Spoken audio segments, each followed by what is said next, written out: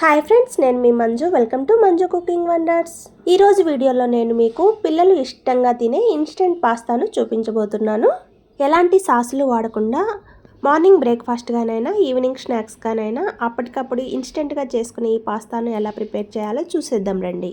Stove మీద ఒక గిన్నెని పెట్టుకొని అందులో 6 కప్పుల దాకా వాటర్ వేసుకొని 1 స్పూన్ ఉప్పు, కొద్దిగా ఆయిల్ వేసుకొని వాటర్ బాగా బాయిల్ అయిన తర్వాత 2 కప్పుల పాస్తాను వేసుకోండి. నేను ఇక్కడైతే వీట్ పాస్తాను తీసుకున్నానండి.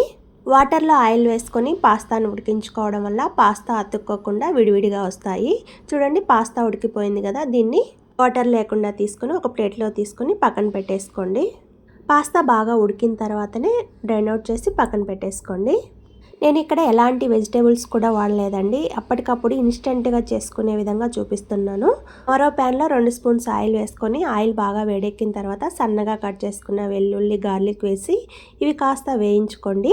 ఇవి కాస్త వేగిన తర్వాత అందులో సన్నగా కట్ చేసిన పచ్చిమిర్చి ముక్కలు, సన్నగా కట్ చేసిన 1 కప్ ఆనియన్ ముక్కలు వేసుకొని ఎర్రగా వేయించుకున్న తర్వాత ఇందులో సన్నగా కట్ చేసి పెట్టుకున్న టమాటా ముక్కలు కూడా యాడ్ చేసుకొని మెత్తబడేంత వరకు ఉడికించుకోండి. టమోటాలు బాగా పండినవి అయితే బాగుంటుందండి.